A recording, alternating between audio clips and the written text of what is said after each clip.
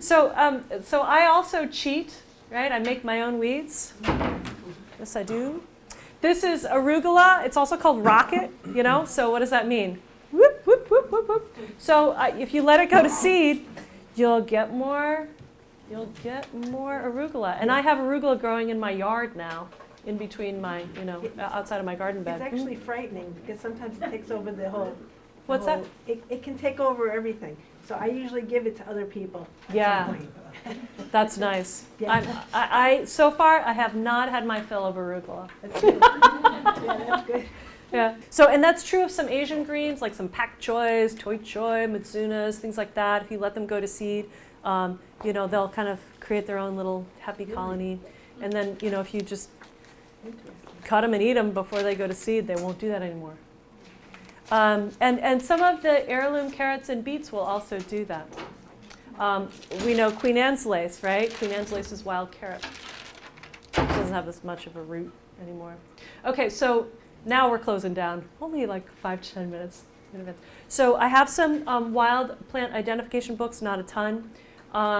Herb walks are really good and useful to talk with somebody who really knows what they're talking about and can say, look for this, look for that, look for this, look for that. There's a similar plant. If you see that, don't eat that. Eat this one, and this is how you can tell. You need to do that with some of these. Don't assume that one hour talk gives you enough information to go out there and eat everything you see. It's useful to keep notes, right? And say, okay, I tried this, I didn't like it, I found this here, and there was a whole bunch of them, so I'm going to go back and get them. So it's more of a foraging thing. But, when does this come out? If you, I'm in the mood for chickweed.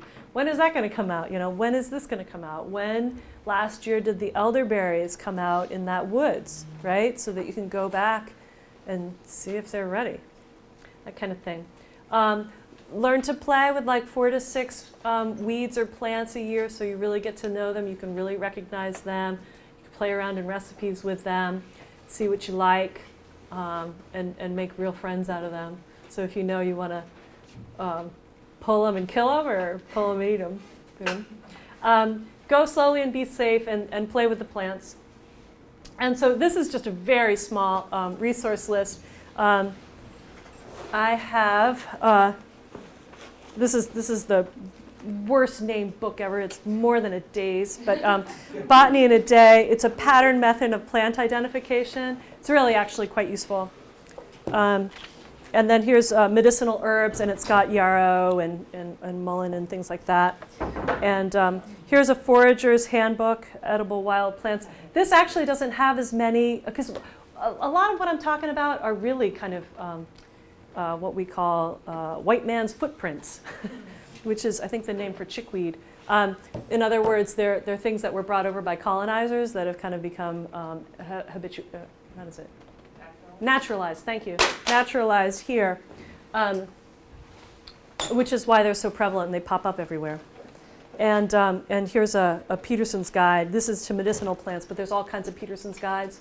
So the interesting thing that I learned from the poorly named Botany in a Day is that, and also through my master gardening, every single book has different names for different plant parts. Not every single book, but find a book that you understand what they're saying when they say things, so that when you go to the section in the book where it says the leaves are opposite and composite, the flowers are composite and this and that, you're like, okay, I know what that means.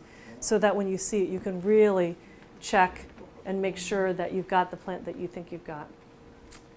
All right.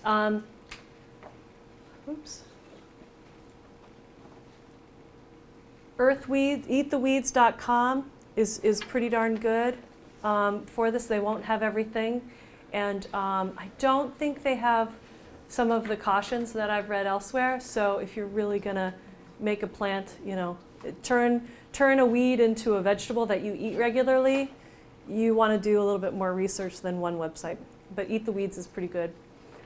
Go Botany, New England Wild is really good on botany and plant identification.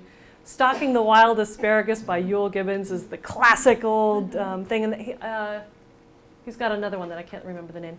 And just in general, when you're looking for things like what's the impact, what are some medical cautions, what are, what's the impact of these things? If you put in your whatever search engine you use, you put in this little dandelion, then do site:/edu, site:/edu.